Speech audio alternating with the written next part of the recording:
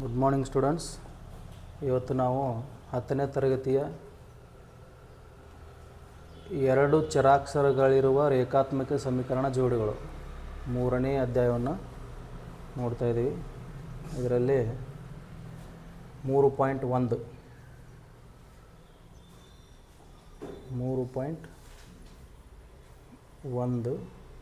ಅಭ್ಯಾಸ. ಮೊದಲನೇ ಲೆಕ್ಕ. ಕೆಳಗೆ ನೀಡಿರುವ ಸಮಸ್ಯೆಗಳಿಗೆ ರೇಖಾತ್ಮಕ ಸಮೀಕರಣಗಳ ಜೋಡಿಗಳನ್ನು ರಚಿಸಿ ಮತ್ತು ನಕ್ಷಾಕ್ರಮದಿಂದ ಅವುಗಳಿಗೆ ಪರಿಹಾರಗಳನ್ನು ಕಂಡುಹಿಡಿಯಿರಿ. ಇಲ್ಲಿ 10ನೇ ತರಗತಿಯ 10 ವಿದ್ಯಾರ್ಥಿಗಳು ಗಣಿತ ರಸಪ್ರಶ್ನೆಯಲ್ಲಿ ಭಾಗವಹಿಸಿದರು. ಹುಡುಗರ ಸಂಖ್ಯೆಗಿಂತ ಹುಡುಗಿಯರ ಸಂಖ್ಯೆಯು 4 ಹೆಚ್ಚಾಗಿದ್ದರೆ ರಸಪ್ರಶ್ನೆಯಲ್ಲಿ ಭಾಗವಹಿಸಿದರ ಹುಡುಗರ ಮತ್ತು ಹುಡುಗಿಯರ ಸಂಖ್ಯೆಗಳನ್ನು ಕಂಡುಹಿಡಿಯಿರಿ ಅಂತ ಕೇಳ್ಯಾರ. ಇಲ್ಲೇ ನಾವು ಏನಂತ ತಗೊಳ್ಳೋಣ, ಹುಡುಗರ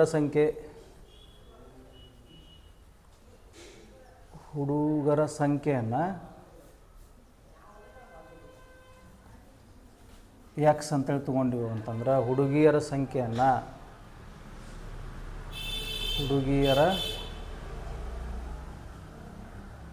ಸಂಖ್ಯೆಯನ್ನು ವಾಯ್ ಅಂತೇಳಿ ತೊಗೊಂಡಿವಿ.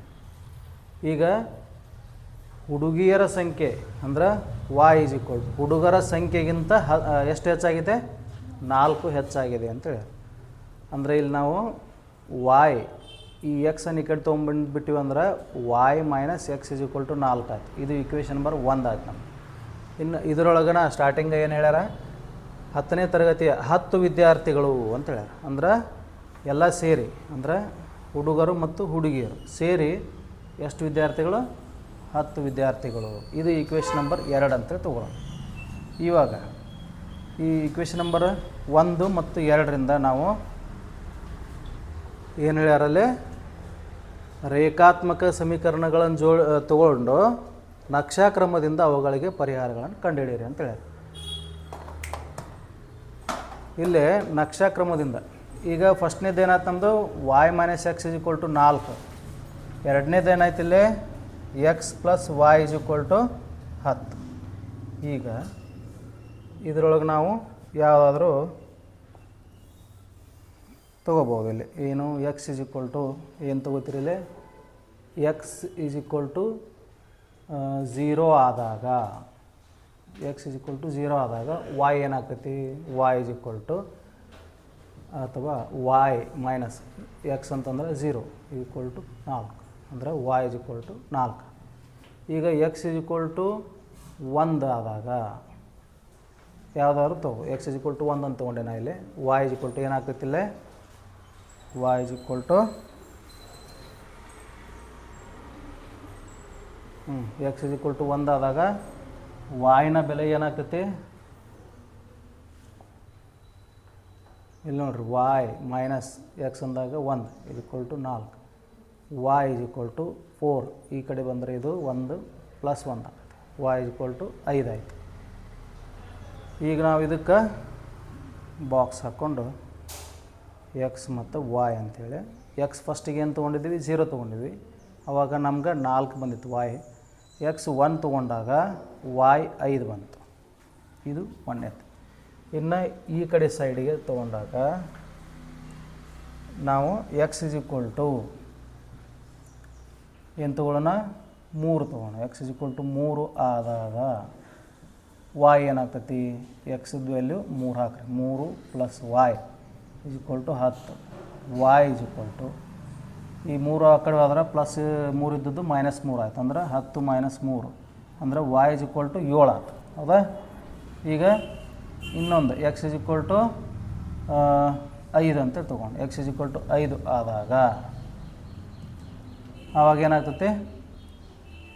ಎಕ್ಸ್ ಇದ್ದಲ್ಲಿ 5 ಹಾಕ್ರಿ. 5 plus y is equal to 10 ಅಂದ್ರೆ ವಾಯ್ ಇಸ್ ಈಕ್ವಲ್ ಟು ಇದು ಈ ಕಡೆ ಬಂದರೆ 10 ಮೈನಸ್ 5 ಆಯ್ತು. ಹೌದಾ? ಈಗ ವಾಯ್ ಇಸ್ ಈಕ್ವಲ್ ಟು 5 ಆಯ್ತು. ಈಗ ನಮ್ಗೆ ಒಂದು ಬಾಕ್ಸ್ ಹಾಕೊಂಡು ಇಲ್ಲಿ ಕೂಡ ಏನು ಈ ಬಾಕ್ಸ್ನಾಗ ಏನೇನು ಬರ್ತೈತೆ ನಮ್ಗೆ? ಎಕ್ಸ್ ಏನು ತೊಗೊಂಡಿದ್ವಿ? 3 ಆದಾಗ ವಾಯ್ ಎಷ್ಟು ಬಂದಿತ್ತು? 7 ಬಂದಿತ್ತು. ಇನ್ನೊಂದು ಸಲ ಎಕ್ಸ್ 5 ತೊಗೊಂಡಾಗ ವಾಯ್ನೂ 5 ಬಂದಿತ್ತು. ಕರೆಕ್ಟಾ? ಹಾಂ, ಈಗ ಇದನ್ನು ನಕ್ಷಾಕ್ರಮದಲ್ಲಿ ಬಿಡಿಸೋಣಂತೆ. ಏನು ಇಲ್ಲಿ ನಕ್ಷಾಕ್ರಮದಲ್ಲಿ ಈಗ ನಾವು ಎಕ್ಸ್ ಮ್ಯಾಕ್ಸಿಮಮ್ ಅಂದ್ರೆ 5 ಐತಿ, ವಾಯ್ನು 5 ಐತಿ, 7 ಐತಿ, ವಾಯ್ ಅಂದ್ರೆ 7 ಐತಿ. ಈಗ ನಾವೊಂದು ಗ್ರಾಫ್ ಹಾಕೋಣ. ಎಲ್ಲ ಪಾಸಿಟಿವ್ ಅದಾವ, ಹಾಗಾಗಿ ನಾವು ಏನು ಮಾಡ್ಕೋಬೋದು, ಇಲ್ಲೇ ವಾಯ್ ಮತ್ತು ಎಕ್ಸ್ ಆಕ್ಸಸ್ಸು ಪ್ಲಸ್ ನೋಡ್ಕ ತೊಗೋಬೋದು. ಅಂದರೆ you can take all x and y only plus. ಅಂದರೆ ಇಲ್ಲಿ ವಾಯ್ ಮತ್ತು ಎಕ್ಸ್ ಫಸ್ಟ್ ಕ್ವಾಡ್ರಂಟ್ ಒಳಗೆ ಬರ್ತಾವಲ್ಲ. ವಾಯ್ ಈಗ ಫಸ್ಟಿಗೆ 0, ಇದು 1, ಇಲ್ಲಿ 2, ಇದು 3, 4, 5. ವಾಯ್ 7 ಐತಿ ಮ್ಯಾಕ್ಸಿಮಮ್, ಅಂದರೆ 1, 2, 3, 4, 5, 6, 7. ಈಗ ನೋಡಿ ಫಸ್ಟ್ನೇ ಬಾಕ್ಸ್ ನೋಡಿ, ಕಾನ್ಸಂಟ್ರೇಟ್ ಹಿಯರ್. ಎಕ್ಸ್ 0, ವಾಯ್ 4 ಅಂದ್ರೆ ಇಲ್ಲಿ ಬರುತ್ತೆ. ಎಕ್ಸ್ 0, ವಾಯ್ ಏನು 4, X 1, Y 5, X 1, Y X 0 ಆಯಿತು, ವಾಯ್ 1 ಆಯ್ತು. ಇಲ್ಲಿ ಎಕ್ಸ್ 1 ಇದ್ದಾಗ ವಾಯ್ 5 ಐತಿ, ಎಕ್ಸ್ 1 ಇದ್ದಾಗ ವಾಯ್ 5. ಇಲ್ಲಿ ನೋಡ್ರಿ, ಫಸ್ಟ್ನೇದು ಎಕ್ಸ್ 0 ತೊಗೊಂಡಿವಿ, ವಾಯ್ ಎಷ್ಟಾಯಿತು 4 ಆಯಿತು, ಅಂದರೆ ಇಲ್ಲಿ ಬರುತ್ತೆ ಎಕ್ಸ್ 0, ವಾಯ್ 4. ಈಗ ಎಕ್ಸ್ 1, ವಾಯ್ 5, ಹೌದಾ? ಸೊ ಈಗ ನಮ್ಮದು ಲೈನ್ ಹೆಂಗೆ ಹೋಗ್ತೈತೆ, ಈ ಥರ ಹೋಗ್ತೈತಿ, ಹೌದಲ್ಲ? ಈಗ ನೆಕ್ಸ್ಟ್ ಎರಡನೇದು, ಇಲ್ಲಿ ಎರಡನೇ ಬಾಕ್ಸ್ ನೋಡ್ರಿ. ಎಕ್ಸ್ ಏನೈತಿ, ಎಕ್ಸ್ 3 ಇದ್ದಾಗ ವಾಯ್ 7, ಎಕ್ಸ್ 3 ತೊಗೊಳ್ರಿ, ವಾಯ್ 7 ಅಂದ್ರೆ ಇಲ್ಲಿ ಬರುತ್ತೆ.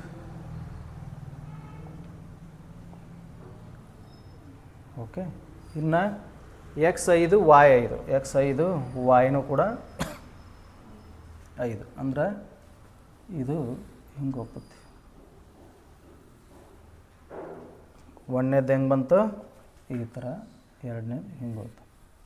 ಎಲ್ಲಿ ಮೀಟ್ ಆದವು ಅವು, ಇದನ್ನು ನೋಡ್ಕೊಡ್ರಿ. ಎಲ್ಲಿ ಮೀಟ್ ಆದವು, ಇಲ್ಲೇ